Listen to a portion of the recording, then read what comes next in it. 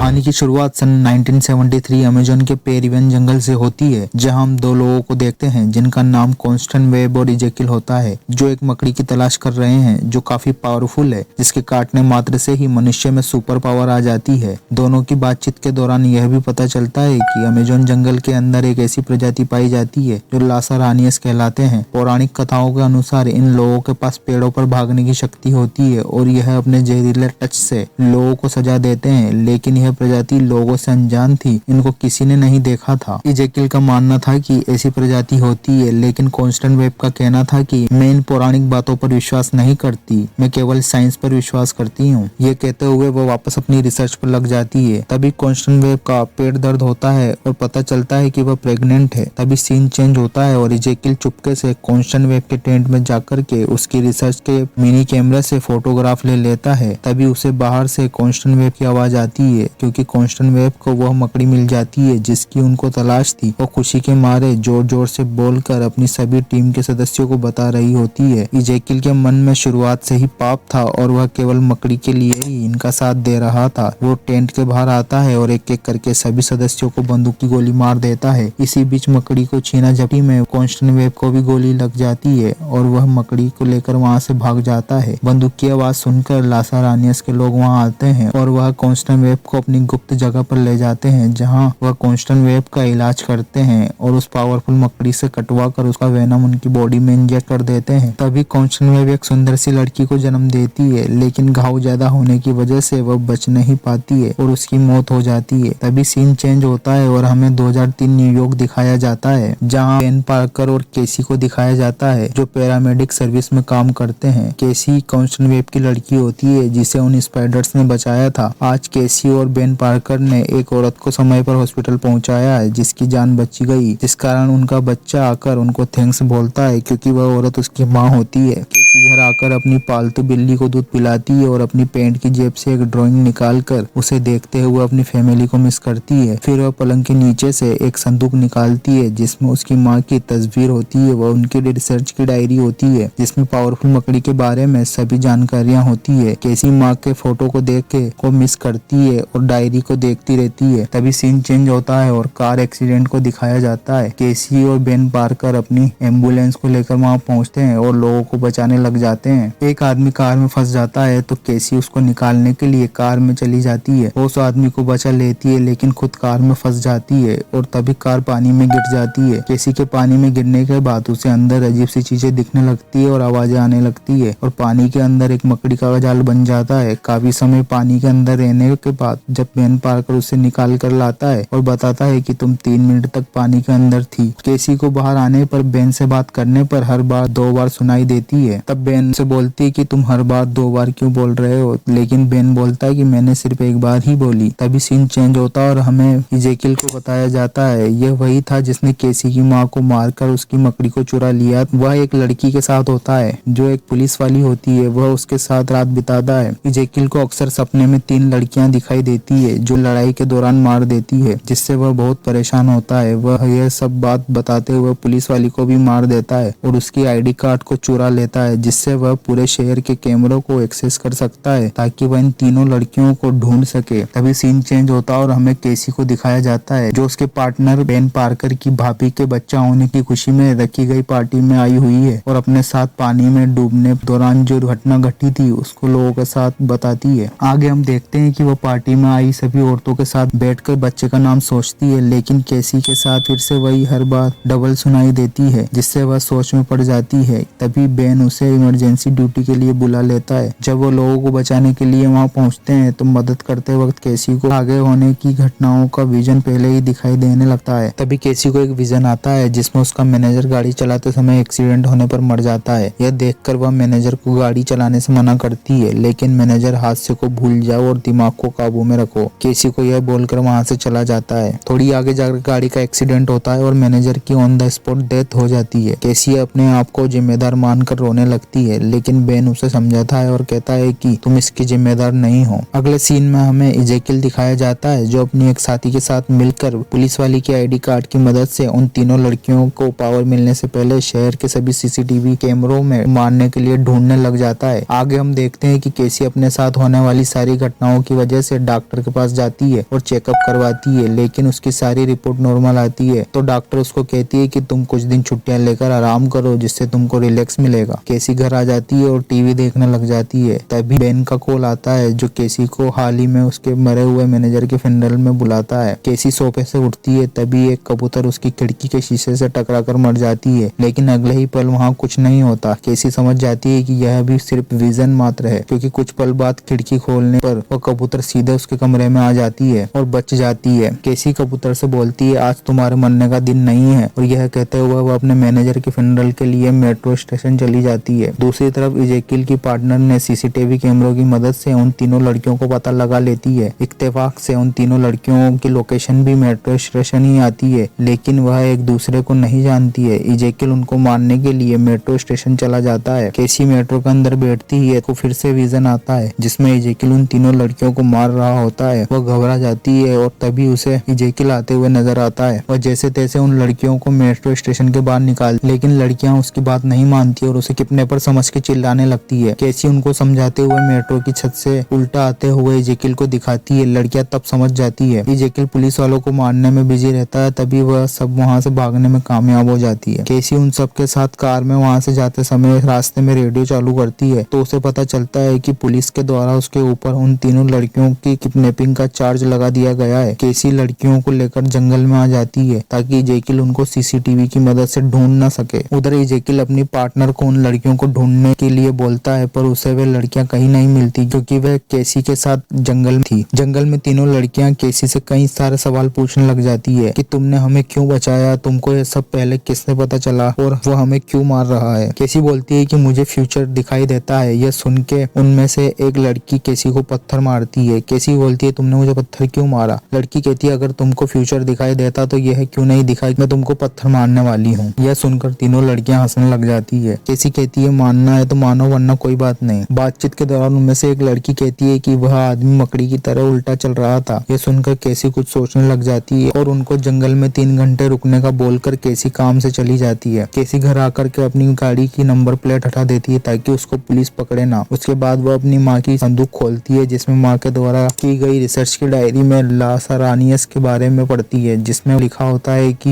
ये spider people है। उनके अंदर की पावर का जरिया स्पाइडर वेनम होता है और वो बहुत तेज होने के साथ साथ बहुत ताकतवर भी होते हैं और स्पाइडर की तरह रेंग सकते हैं। उनमें होती है सिक्स सेंस और भविष्य देखने की अद्भुत ताकत। ये मुमकिन है या नहीं देखने के लिए केसी दीवार चढ़ने की कोशिश करती है और गिर जाती है। तभी उसको डायरी में एक फोटो मिलता है, जिसमें उसकी माँ के साथ इजेकिल का भी फोटो होता है। यह देखकर वह घबरा जाती है और समझ जाती है कि इजेकिल में भी लासरानियस जैसी ताकत है। तभी सीन चेंज होता है और जंगल में तीनों लड़कियों को दिखाया जाता है। उन लड़कियों को बहुत तेज भूख लगती है, तो वह केसी के मना करने के बाद भी पास ही हाईवे पर बने एक रेस्टोरेंट पर चली जाती है। कैफे के कैमरे में आने की वजह से इजेकिल की पार्टनर उनको ढूंढ लेती है और इजेकिल उनको मारने के लिए रेस्टोरेंट की तरफ निकल जाता है। उधर जंगल में केसी जब आती है तो उसको तीनों लड़कियां नहीं मिलती। वह भी उनको ढूंढते हुए रेस्टोरेंट में आ जाती है। वह सब जाने ही लगती है, तभी वहाँ इजेकिल आ जाता है और केसी के पेट में चाकू मार देता है। लेकिन ये एक विजन था जो केसी को जंगल से ही दिखाई दिया था। अब केसी एक प्लान बनाती है और अब वह रेस्टोरेंट में इजेकिल के आने के बाद अपनी कार से आती है और कार को रेस्टोरेंट में घुसा देती है। कार की टक्कर लगने से इजेकिल घायल हो जाता है और मौका पाते ही केसी तीनों लड़कियों के साथ वहाँ से अपने घर आ जाती है। घर आकर तीनों लड़कियां अपने बारे में बताती है और कहती है कि हमारे फैमिली में कोई नहीं है, हम अकेले हैं, और केसी को मदद के लिए बोलती है। तभी हम देखते हैं कि केसी को एक विजन आता है जिसमें वह इजेकिल से बात कर रही होती है। इजेकिल बोलता है कि मुझे उन तीनों लड़कियों को मारना है, क्योंकि भविष्य में उन तीनों लड़कियों के पास सुपर पावर आने वाली है और वह मुझे खत्म कर देगी। सुपर पावर की बात सुनकर केसी चौंक जाती है और उसकी नींद खुल जाती है। अगली सुबह केसी उन तीनों लड़कियों को बताती है कि इजेकिल के हाथों से ऐसा लिक्विड निकलता है जिससे धड़कन रुक जाती है। वह जितनी देर तुमको छुएगा उतना ज्यादा असर होगा। केसी उनको हार्ट अटैक से बचने वाली तकनीकें सिखाने लग जाती है। फिर केसी अपनी माँ के बारे में बताने लग जाती है कि उन्होंने मकड़ियों के ऊपर रिसर्च करी, मुझे इस बारे में और जानना है। यह कहकर वह तीनों लड़कियों को उसके दोस्त बेन के पास छोड़कर अमेजोन के पेरुवियल जंगल की तरफ निकल जाती है। जंगल में केसी को वही लासरानियस मिलता है जिसने केसी की माँ को बचाने की कोशिश की थी। लासरानियस केसी को अपनी गुफा में ले आता है जहाँ केसी का जन्म हुआ था और वह केसी को उस जादुई पानी में धक्का दे देता है, जिससे केसी को अतीत में हुई अपनी माँ की सारी बातें याद आ जाती है। उसको पता चलता है कि उसकी माँ को डॉक्टर ने बताया था कि केसी को एक बीमारी है जिससे इसका इलाज नहीं है। केसी की माँ को पता था कि अमेजोन के जंगल में पावरफुल मकड़ी के वेनम में ही इतनी पावर है जो इस बीमारी को सही कर सकती है, जिस कारण केसी की माँ प्रेग्नेंट होने के बाद भी इस हालत में जंगल में मकड़ी की तलाश कर रही थी। जादुई पानी में गिरने से केसी की सारी शक्तियाँ एक्टिव हो जाती है। लासा रानियस बताता है कि अगर तुमने अपनी शक्तियों पर काबू पा लिया तो तुम एक समय पर कई जगह पर हो सकती हो और इस पावर की मदद से तुम इजेकिल को मार सकती हो। दूसरी तरफ हम देखते हैं कि इजेकिल को लड़कियां नहीं मिलने की वजह से वह बहुत परेशान हो जाता है। उसे हर हाल में उनको मारना है। तभी बेन के घर पर उन लड़कियों को मजे करते दिखाया जाता है, लेकिन बेन की भाभी के प्रेग्नेंट होने के कारण वह सब कार में हॉस्पिटल की तरफ निकल जाते हैं। घर से बाहर निकलने की वजह से इजेकिल की पार्टनर उन तीनों लड़कियों को ढूंढ लेती है और इजेकिल उनको मारने के लिए निकल जाता है। तभी हम देखते हैं कि केसी को इजेकिल के हमले का विजन आ जाता है और वह उनको बचाने के लिए निकल जाती है। इजेकिल अपने पार्टनर को बोलकर सभी रोड लाइट हैक करवा और ग्रीन करवा देता है, जिससे ट्रैफिक जाम हो जाता है। जैसे ही वह उन लड़कियों को मारने लगता है, केसी इजेकिल को कार से टक्कर मार देती है, जिससे वह घायल हो जाता है। इतनी देर में वह उन लड़कियों को एम्बुलेंस में लेकर निकल जाती है। केसी को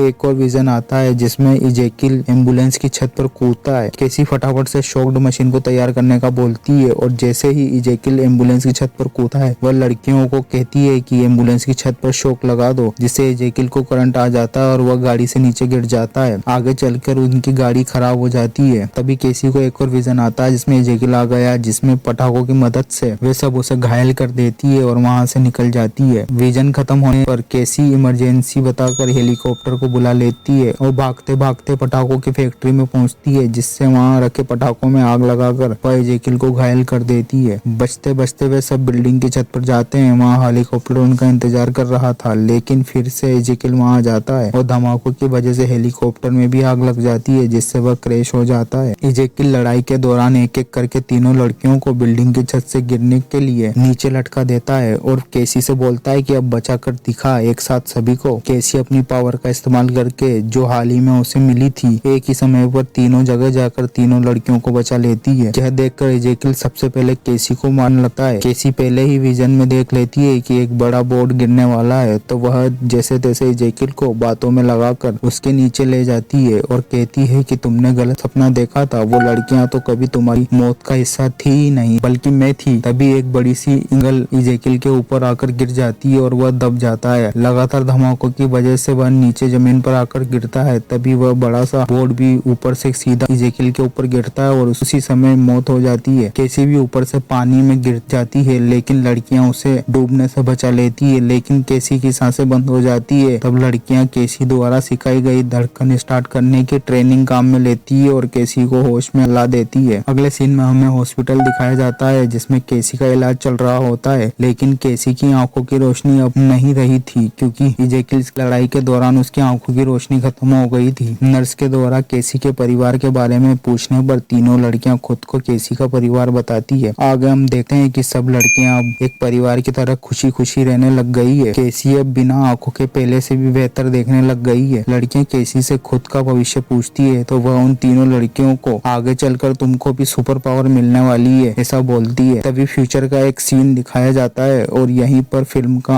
अंत। तो दोस्तों, आपको मेरी वीडियो पसंद आई है तो please like and subscribe my video and hit the bell icon for more updates.